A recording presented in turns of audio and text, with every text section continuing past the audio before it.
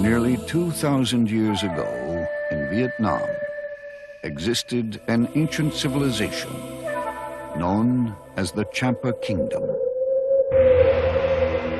The Chams were the architects of magnificent towers and priceless stone sculptures.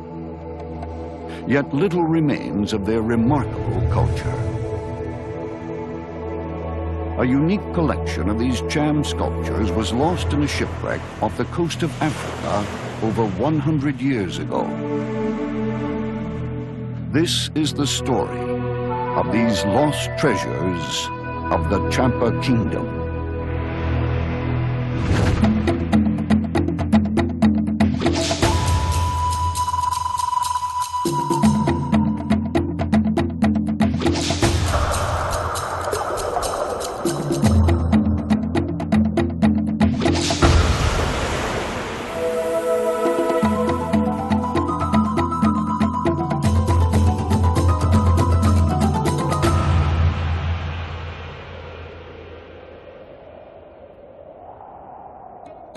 The Chams were the first civilized society to settle in Vietnam nearly 2,000 years ago.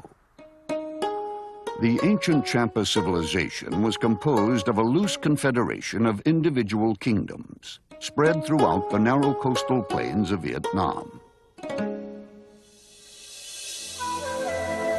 Their greatest and most lasting contribution was in agriculture. The Chams invented the sophisticated system of irrigated rice farming that is still in use today throughout Asia.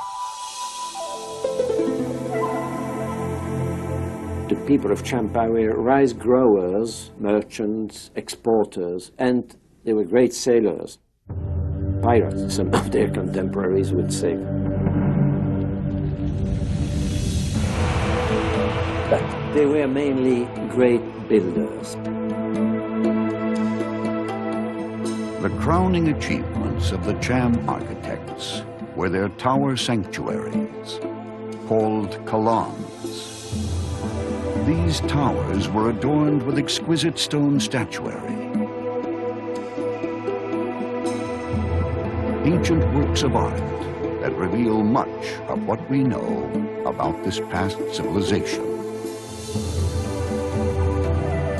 Today, little remains of the Cham civilization, its history lost to the ravages of time, decay, and war. The history of Champa over the last 2,000 years or so is a story full of noise and fury.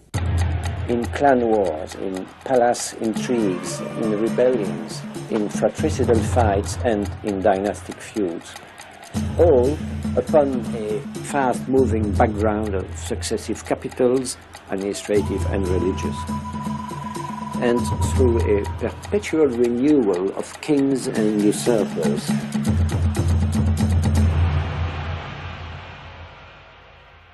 Up to the 7th century, they used to build cities and temples in perishable material, mostly wood and palm tree fronds.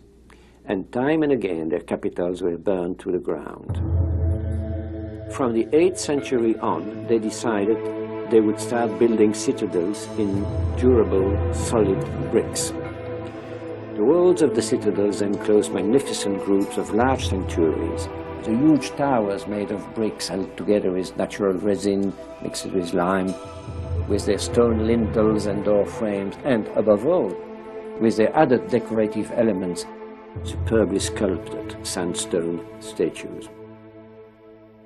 All that speaks to us of a very, very great past civilization. The Chams were slowly pushed south by centuries of war with the Viets. Around the year 1000, they came to settle in the Kingdom of Vijaya, which today is known as the Binh Dinh province of Vietnam. It was here during the next 4 centuries that the Chams built some of their most elaborate monuments. These towering sanctuaries stood in the midst of a fortified citadel, the center of a Cham community, where thousands of people worked and lived. You must imagine, once upon a time, on all the terraces which are here, there was a whole community living. Hundreds of houses made of wood, of course, and adobe. There's nothing left of them. But there the priests were living, the servants of the temple, and we already had rice paddy fields. These Kalans were the living center of religious life for the Chams. Such religious buildings were used in their ecumenical religion, which was a hard to define and loose mixture of basic animism first, of Shivite Hinduism, and later of Brahmanism, which came to include Buddhism centuries later. Over time, the religion and architecture of the Champa kingdom were shaped by the personal preference and decree of each successive ruler, of which there were many.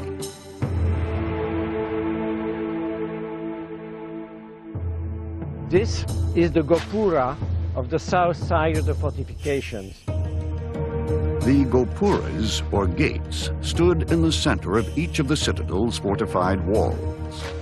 Inside the walls stood the holy treasury, where the divine offerings and treasures of the kingdom were kept. Facing east was the Mandapa, the place where the faithful congregated to meditate and pray. In the center stood the Kalan, the holy place, the heart of religious and political life in the Champa community. The Kalan was the holy place where the king and his ancestors were honored, which was the whole purpose of building a Kalan.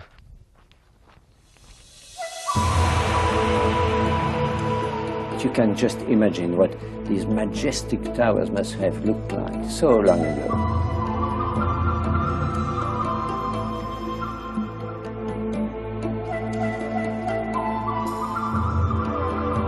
The statues, the high relief tympanums, the friezes, the angle pieces which decorate their buildings and sanctuaries were images of their divinities or of holy men or mythical animals, legendary dragons and monsters, or by a number of symbols.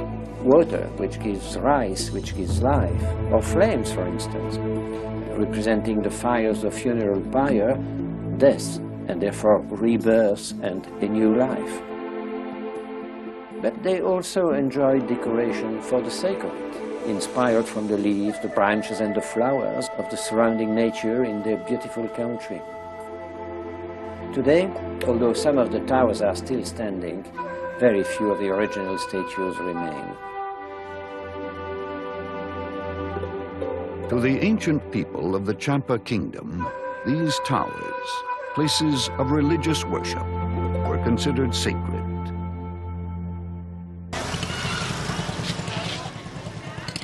This tower stands in the middle of an active neighborhood in the province of Ben Din. Today, it is used for recreation rather than religious activity.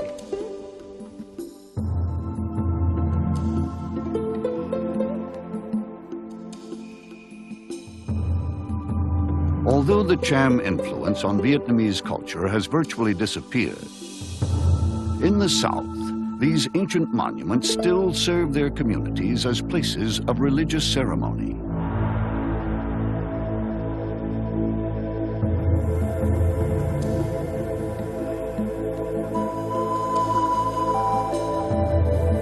Of the 54 distinct ethnic groups that exist in Vietnam today, the direct descendants of the Chams are a small minority and can be found in several remote villages. The little that remains of the ancient Champa people can be found in the faces of their modern-day descendants. Their unique features are unmistakably evident in the sculpted images of their ancestors. It is strange how such a remarkable people who developed such a highly refined civilization should be so little known today in the Western world. So little is known because so little remains. Gone are many of the ancient artifacts, carvings, and statues that would reveal much about the history of this ancient civilization. This Kalan has been standing here for about 800 years. All the beautiful carvings, the sandstone statues that were attached to it are gone. We have only empty holes, empty niches. And the question is, where are they? Why are they missing? In early 1992, Stenwi began his quest to unravel the mystery of the missing Cham statues. Renowned as a marine archaeologist, historian, and deep-water diver, Stenwi's numerous successes include recoveries of 18 historically significant ancient shipwrecks.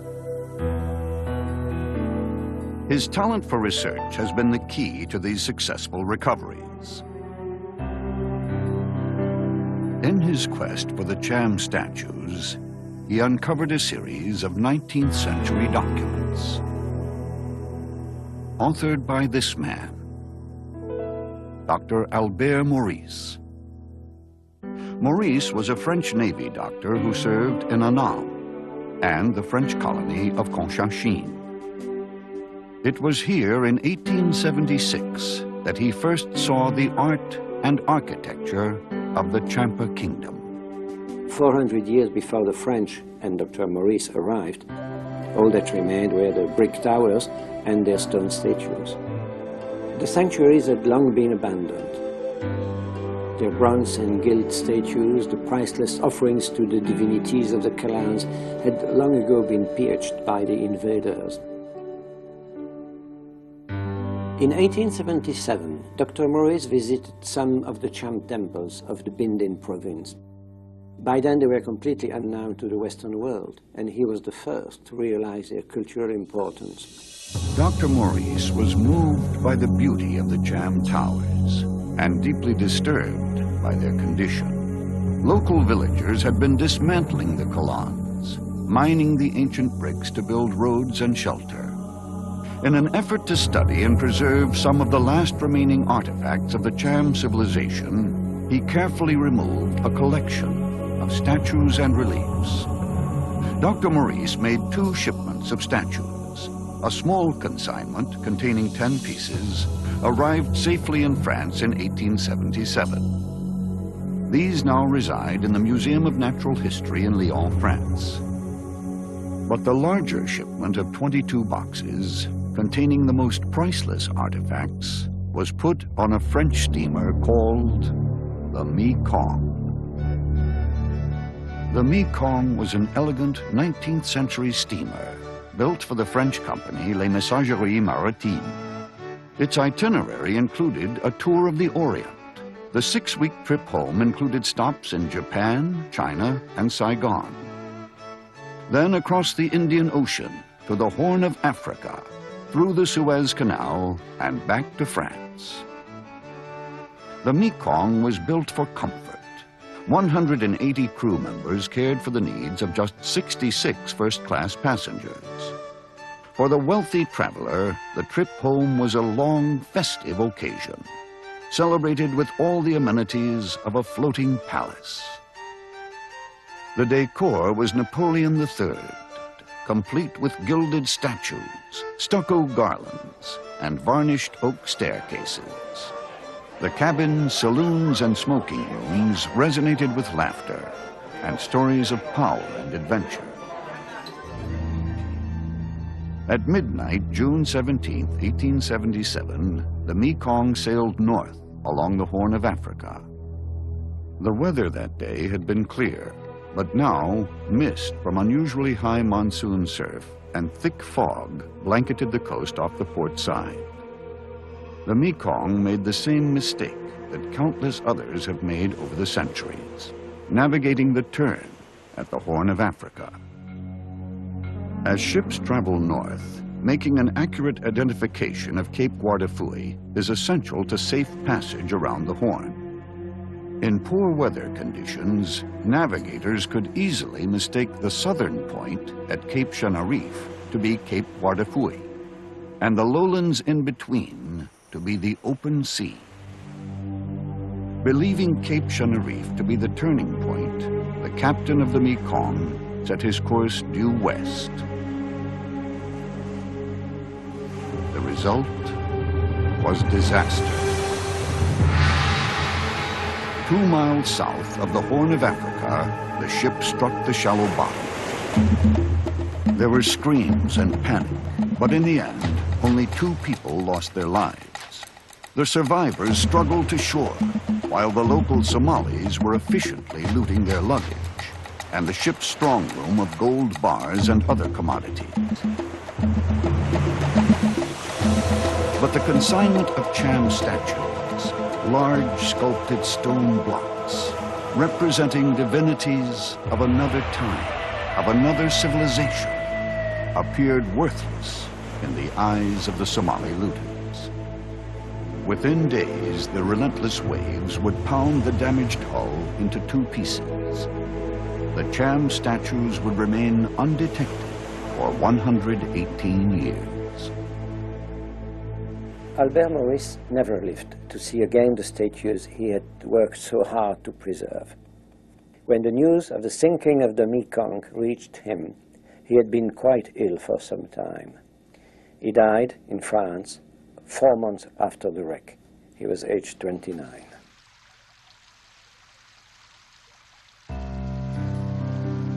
In the 19th century archives of France, Stenui pieced together the clues that would lead him to the location of the wreck of the Mekong.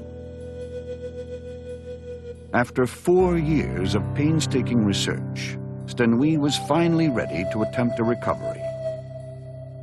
But to succeed, he knew he would need help. Robert is an internationally recognized marine archaeologist. He's had 30 successful recoveries at sea, 15 of which he led. He's the author of 14 books on marine archaeology. Robert has written 5 feature articles for the National Geographic and many, many scientific papers. He is a pioneer of mixed gas deep diving. Robert made the first ever saturation dive at sea in 1962, and he is probably best known for his ability to research in 8 different languages. In 1995, Ted Edwards Sr. and his son Ted, the principals of IMSL, International Marine Salvage, agreed to partner with Stenui to recover the missing Cham statues. IMSL provided Stenui with the strategic planning and financial resources required to make a recovery.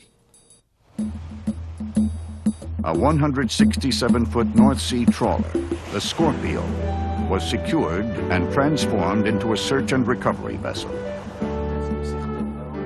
An international team of experts was assembled.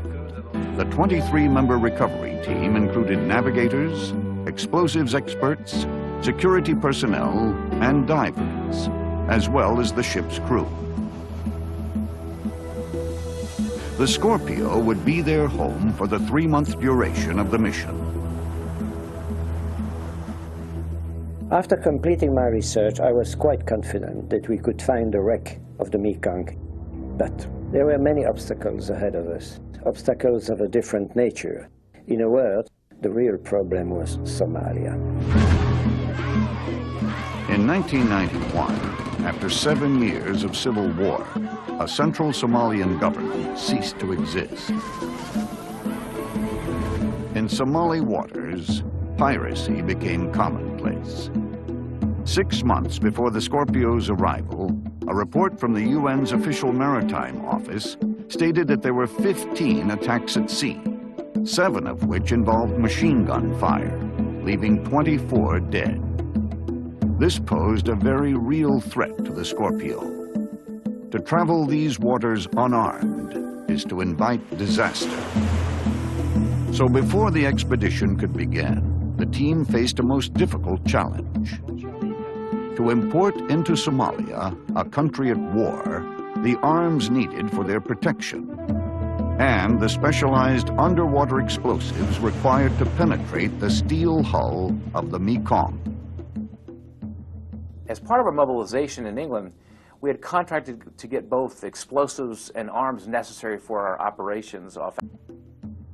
As part of our mobilization in England, we had contracted to get both explosives and arms necessary for our operations off Africa.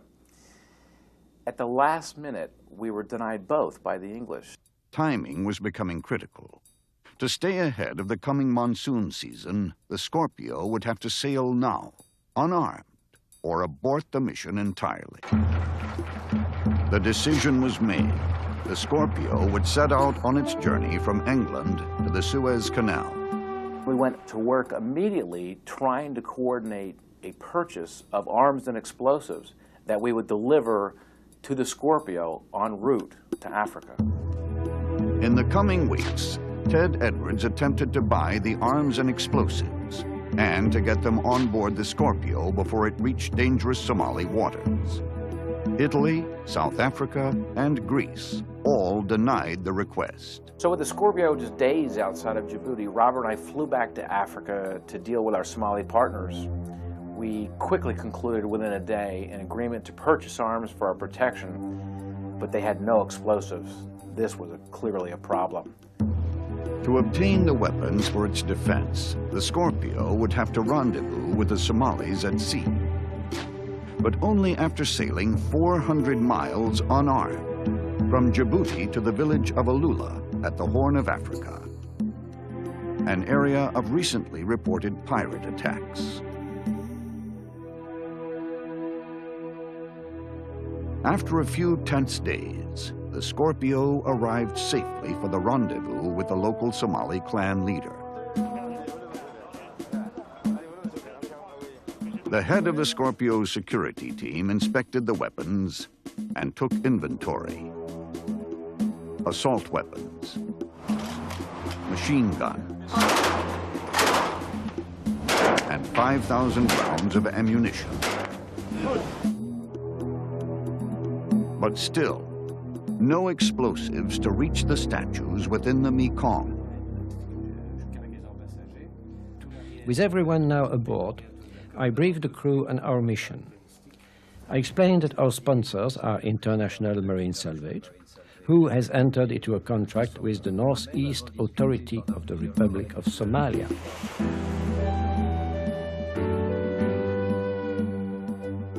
After 7 weeks at sea, the Scorpio finally arrives at the recovery site. Just a few hundred yards off the Horn of Africa.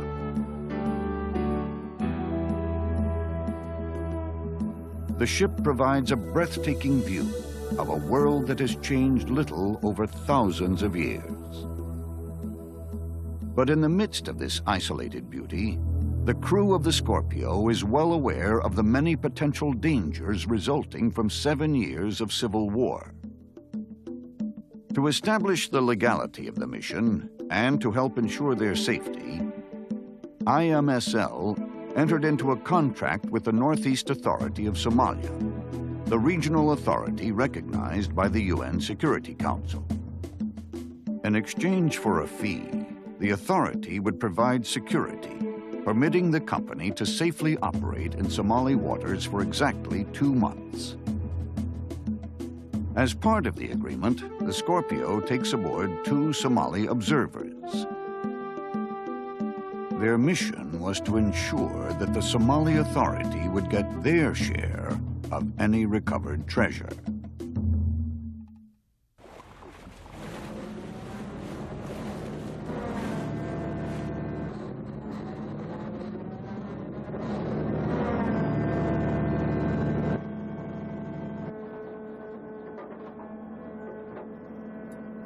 After 4 years of research and meticulous preparation, the team now has its first chance to look for the target.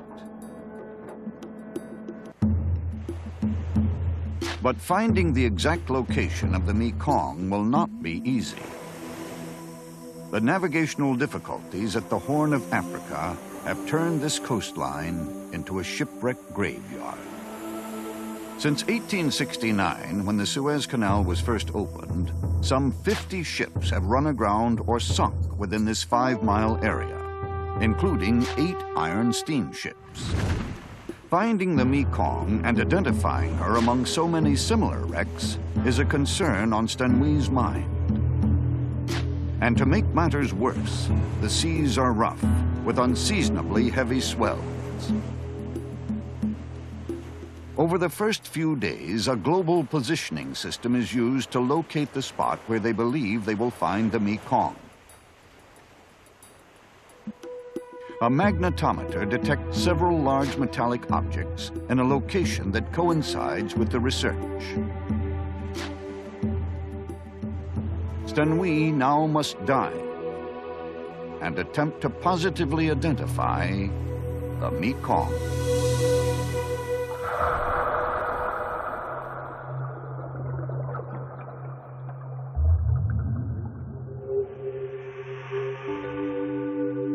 Obviously, we were diving in virgin territory. That's a sheer joy for a diver. The fish were plentiful,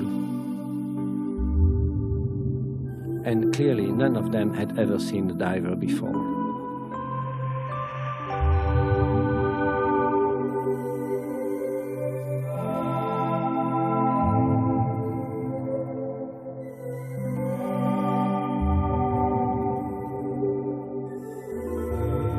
The easy part was finding the 8 steel wrecks. Identifying them was quite another matter. The divers begin their search for a definitive clue that will reveal the wreck's identity. But the Mekong remains elusive. The sunken ships we found were all wrecks of steamers of the 19th century, and they are all transformed today into a shapeless mass of twisted iron plates and tortured steel beams, and all of them similar.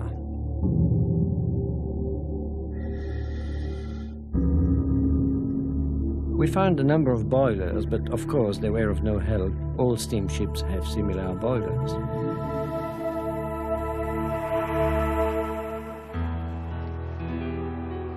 One week into the mission, the crew has located and painstakingly examined 7 different wrecks. And yet, they are still unable to positively identify the Mekong. But Stenhui believes they have not yet found their target. Our best and most obvious clue was that the Mekong sank with its bow pointing to the south. And I knew that only the Mekong would have a straight vertical bow.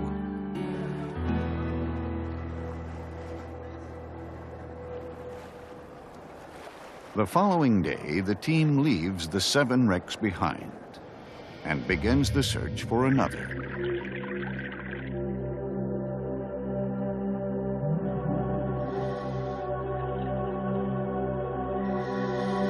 Days later, and a few hundred yards north, the divers locate an 8th wreck. And the bow fits the description.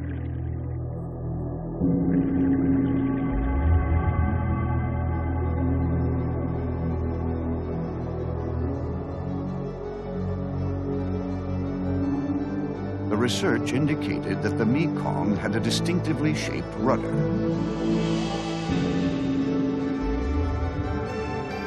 When they saw this rudder, they were almost certain they had found the Mekong.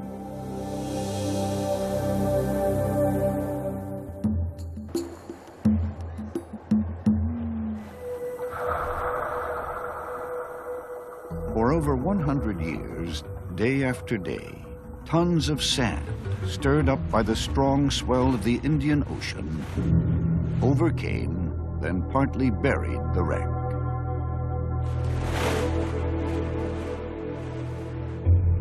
In order to reach the main hold and the statues it should contain, the team uses an airlift to displace sand and light debris. The sand is lifted off the wreck and deposited near the surface. At only 20 feet, the shallow depth of the wreck, which at first may seem advantageous, actually presents one of the operation's most challenging obstacles.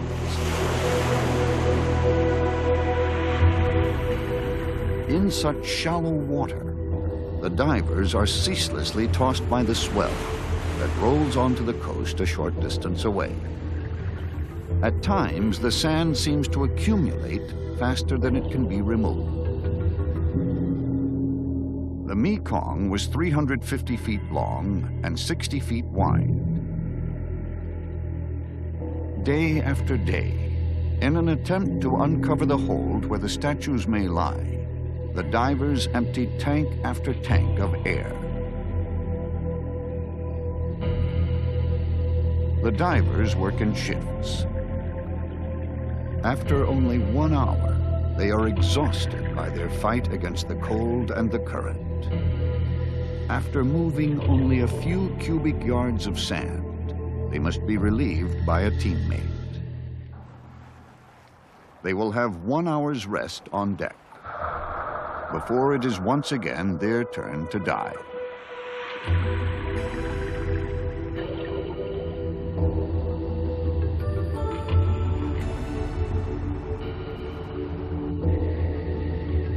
After 5 days, enough sand has been cleared from hold number 1. To penetrate the hull, the divers must now cut their way through with an oxygen acetylene torch.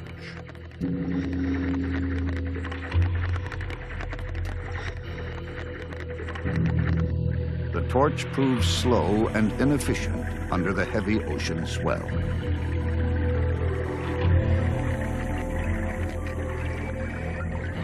Even in calmer water, the torch is no match for the ship's thick steel hull.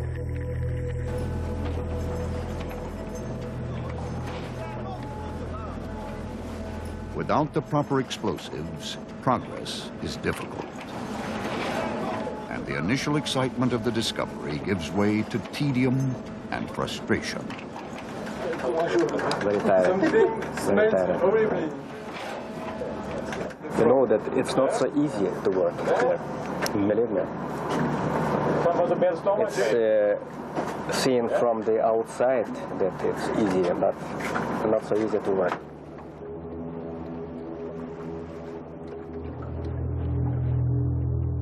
Although a tentative identification of the Mekong was established, doubt still remains. 1 week has passed since the start of excavations. And still, the crew has been unable to find definitive proof of the wreck's identity.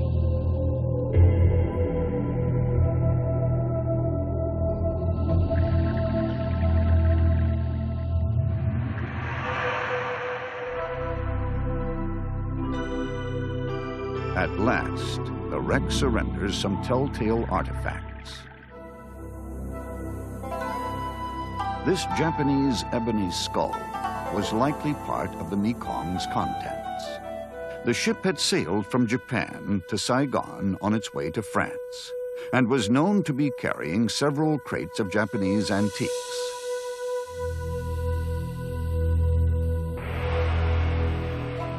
Soon, all doubt is removed. They had indeed found the Mekong.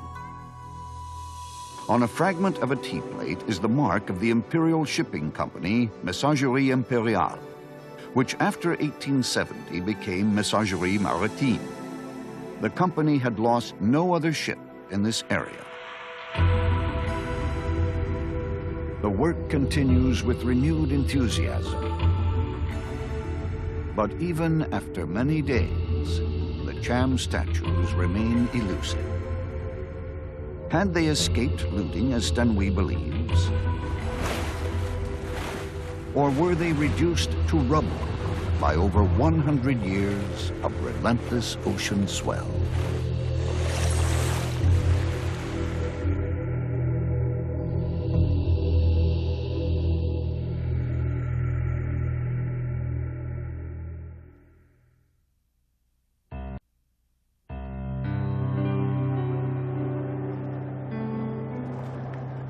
October 25th, 1995.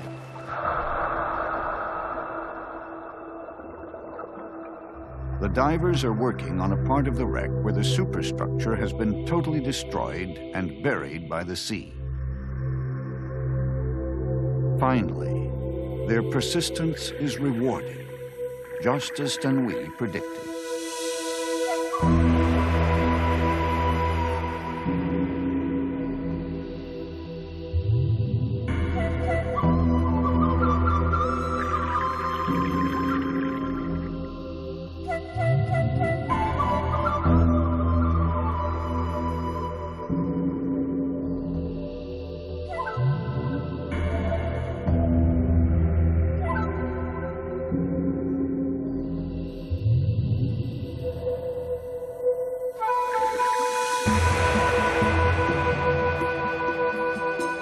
Sculpted from sandstone block nearly 1,000 years ago, pulled from ruins of the Champa kingdom over a century ago, then shipwrecked.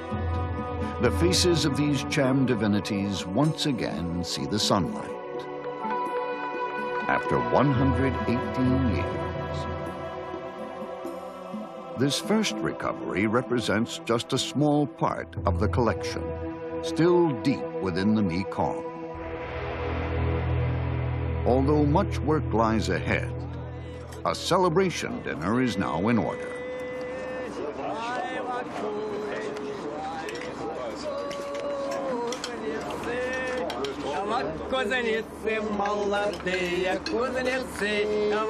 Igor was once a professor of oceanography.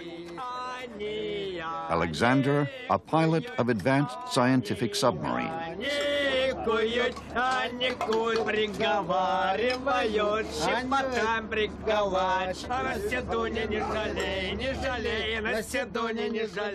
At one time, the two men were part of an elite group of Soviet marine scientists. But they do not regret putting the past behind them. I'm free. You see, Sasha and me like birds now. It's the best treasures that you have, being free.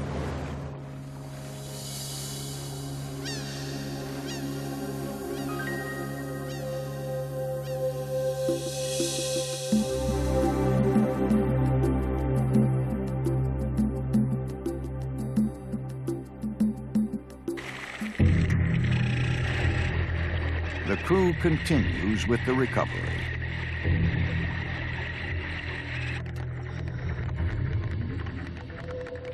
Neoprene air balloons are used to move large sections of the ship.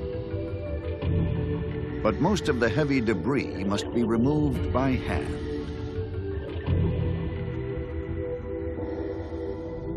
Further progress is now almost impossible. And time is running out. Only a few weeks remain before the monsoon season begins. And the Somali Protection Agreement expires. To penetrate the steel hull of the Mekong and reach the statues, they need dynamite. Back on deck, new problems have surfaced. 2 of the Scorpio's 3 generators have failed. A failure of the final generator would bring the mission to an immediate end. And it's discovered that Farah, the chief Somali observer, is diabetic and in dire need of insulin. Stanwi sends an urgent message to Ted Edwards, requesting insulin, generator parts, and dynamite. Soon, Ted Edwards replies. He and his father will arrive in the desert on an airstrip some 100 kilometers away by Russian cargo plane.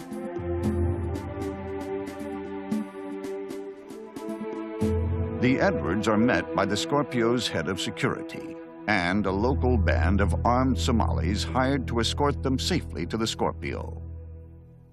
The original plan was to make the 100-kilometer journey from Alula to the Scorpio through the desert. But recently, armed skirmishes had been reported in the area. So instead, the decision was made to travel by sea. The armed Somali escort was led by Captain Harrod, a local fisherman.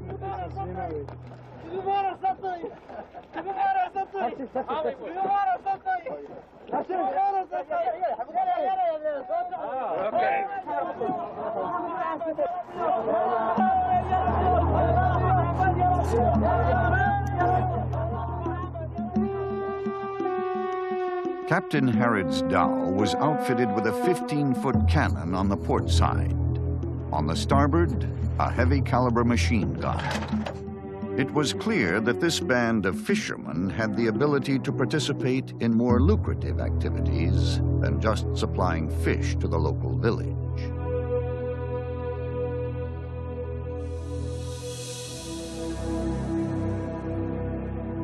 After 6 hours, the dhow rounded the Horn.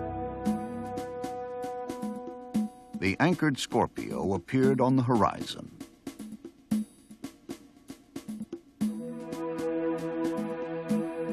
The Edwards brought with them the generator parts vital to the mission and the insulin for Farah. But they were unable to bring explosives. I explained to Robert that we were finally able to locate and purchase explosives in Karachi, in Pakistan. But once again, we were stymied at the last minute by a governmental technicality. Although we had the right to purchase the explosives, and did, we couldn't get the permission to land on a local military airfield to pick up the explosives.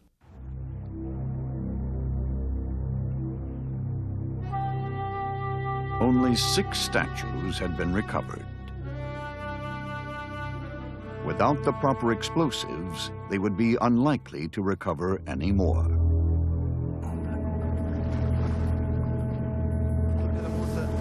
While waiting for the Pakistani delivery of dynamite, the divers continued to struggle with the Mekong. But their efforts are futile. And only 10 days remain before the Scorpio must sail for Horn. In an attempt to find an alternative source for the explosives, Stenwi once again meets with Farah, the leader of the Somali observation team. Farah began the mission as a neutral observer. But after months at sea, the crew's friendship and enthusiasm for the recovery of the Cham statues proved contagious. Now, with little encouragement, Farah agreed to help. A few days later, he arranges for a rendezvous with a dugout canoe from the village. On board, a white canvas sack of dynamite. The first in a series of deliveries that would total 20 kilos.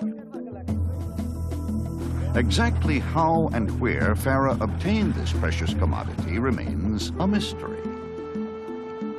When asked, he simply replied, "It came from across the mountains."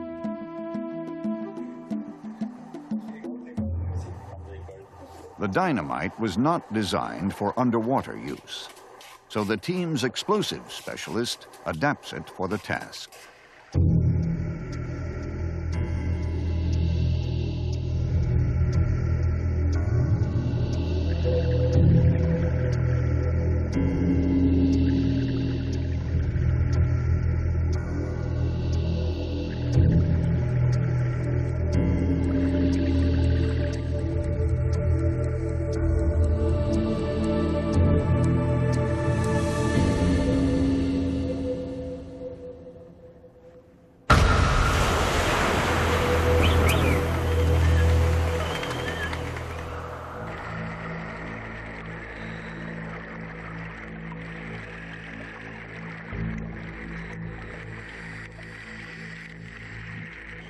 Hold number 1 has now been opened.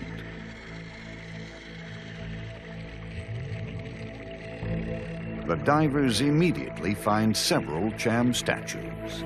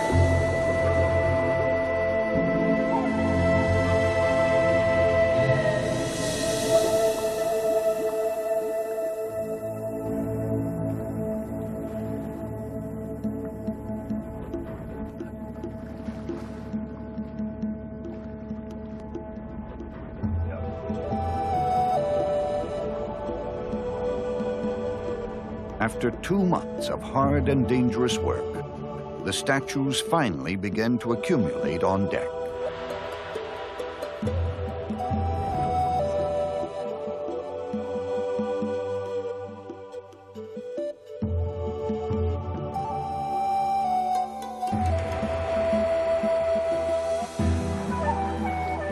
The monsoon season has begun. With 18 Cham statues on board, the Scorpio weighs anchor and leaves the Horn of Africa. The mission is complete.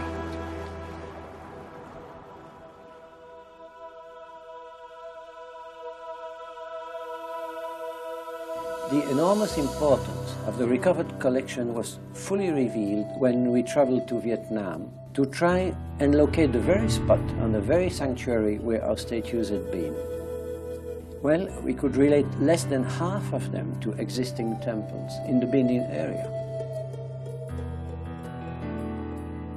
We also systematically checked all the museums and the private collections of Cham art in Vietnam and in the Western world. And we found out that the majority of our sculptures are unparalleled. They are unheard of, they are just unique. And still for me, my greatest pleasure was in being able to give a due tribute to Dr. Morris by completing his mission of preserving the art of the Champa Kingdom.